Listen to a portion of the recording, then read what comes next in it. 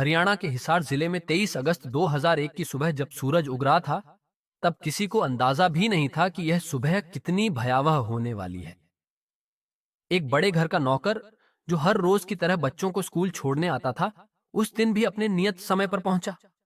उसने बाहर से आवाज लगाई, लेकिन घर के अंदर से कोई जवाब नहीं आया। कुछ देर इंतजार करने के बाद उसने हिम्मत जुटाई और दरवाजा खोला। लेकिन जैसे ही उसने अंदर कदम रखा, उसकी आंखों के सामने जो नजारा था, उसने उसके होश उड़ा दिए। घर के अंदर खून से सनी 8 लाशें पड़ी थी। फर्श पर खून के धब्बे फैले हुए थे। हर तरफ सन्नाटा पसरा हुआ था। उन मृतकों में एक विधायक भी था, रेलूराम पूनिया। लेकिन इस नृशंस हत्याकांड में एक इंसान की सांसें अभी भी चल रही थीं। वह जिंदगी और मौत के बीच झूल रहा था। आखिर कौन था जिसने इस परिवार को मिटाने की साजिश रची थी? क्यों इस घर की खुशियों को रातों रात मातम में बदल दिया गया? रेलूराम पूनिया का जन्म हिसार जिले के प्रभुवाला गांव में हुआ था। गरीबी के साये में पले बढ़े रेलूराम ने अपने जीवन की शुरुआत ट्रक क्लीनर के रूप में की थी। लेकिन उनकी महत्वाकांक्षाएं बड़ी थीं। उन्होंने स्क्रैप और तेल के कारोबार में कदम रखा और इतनी दौलत कमा ली कि उन्होंने 100 एकड़ में फैली एक विशाल हवेली बनवाई। उनकी यह हवेली इतनी भव्य थी कि उसमें गाड़ी सीधे दूसरी मंजिल तक जा सकती थी। लेकिन पैसा आने के बाद अब उन्हें राजनीति की ताकत चाहिए थी।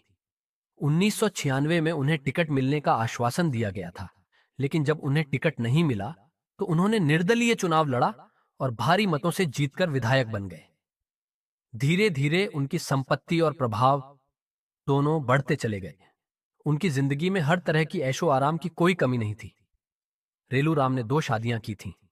पहली पत्नी ओमी देवी से उनका एक बेटा सुनील था, जबकि दूसरी पत्नी कृष्णा देवी से उनकी 3 बेटियां थीं, सोनिया, प्रियंका और पम्मी। रेलूराम अपनी बड़ी बेटी सोनिया से बेहद प्यार करते थे। उन्होंने उसे हर तरह की सुविधाएं दी। सोनिया एक मजबूत इरादों वाली लड़की थी। उसने ताइक्वांडो सीखा और वहीं उसकी मुलाकात जूडो खिलाड़ी संजीव कुमार से हुई। यह मुलाकात दोस्ती में बदली और फिर प्यार में। लेकिन सोनिया का यह प्यार उसके परिवार के लिए एक समस्या बन गया। संजीव आर्थिक रूप से कमजोर था और परिवार को यह रिश्ता मंजूर नहीं था। मगर सोनिया अपने फैसले पर अड़ी रही। आखिरकार परिवार को झुकना पड़ा और उसने संजीव से शादी कर ली। लेकिन यह शादी खुशियों की नहीं, बल्कि दर्द और त्रासदी की कहानी बन गई। शादी के बाद संपत्ति को लेकर सोनिया और उसके भाई सुनील के बीच विवाद शुरू हो गया। सोनिया को लगने लगा कि उसके पिता भी उसके भाई का पक्ष ले रहे हैं। उसका गुस्सा और नाराजगी बढ़ती गई। 22 अगस्त 2001 की रात प्रियंका का जन्मदिन था। प्रियंका हॉस्टल में पढ़ रही थी, लेकिन सोनिया संजीव को घर ले आई। परिवार ने मिलकर जन्मदिन मनाया, केक काटा गया, हंसी खुशी का माहौल था। लेकिन किसी को नहीं पता था कि यह उनकी आखिरी रात होगी। रात के अंधेरे में जब पूरा परिवार सो रहा था, तब सोनिया और संजीव ने मिलकर इस भयानक हत्याकांड को अंजाम दिया। घर के हर सदस्य को एक एक करके मौत के घाट उतार दिया गया। रेलूराम पूनिया, उनकी पत्नी कृष्णा देवी, बेटा सुनील, सुनील की पत्नी शकुंतला, उनके 3 छोटे बच्चे और प्रियंका, सभी की बेरहमी से हत्या कर दी गई। सुबह जब नौकर घर में आया, तो उसने देखा कि सोनिया बेहोश पड़ी थी। उसका सिर फटा हुआ था। शायद खुद को बचाने के लिए उसने यह नाटक किया था। पुलिस को पहले शक हुआ कि यह किसी बाहरी गिरोह का काम हो सकता है। लेकिन जैसे जैसे जांच आगे बढ़ी, सच सामने आता गया। जब पुलिस ने सोनिया से सख्ती से पूछताछ की, तो वह टूट गई और उसने कबूल किया कि उसने और संजीव ने मिलकर यह खून खराबा किया था। सोनिया ने बताया कि उसे लगा था कि उसके पिता उसकी कोई परवाह नहीं करते और सारी संपत्ति उसके भाई को देने जा रहे थे। इस जलन और नफरत में उसने अपने ही परिवार को खत्म करने की योजना बनाई। कोर्ट ने सोनिया और संजीव को 8 हत्याओं के जुर्म में मौत की सजा सुनाई, लेकिन बाद में इसे उम्र कैद में बदल दिया गया।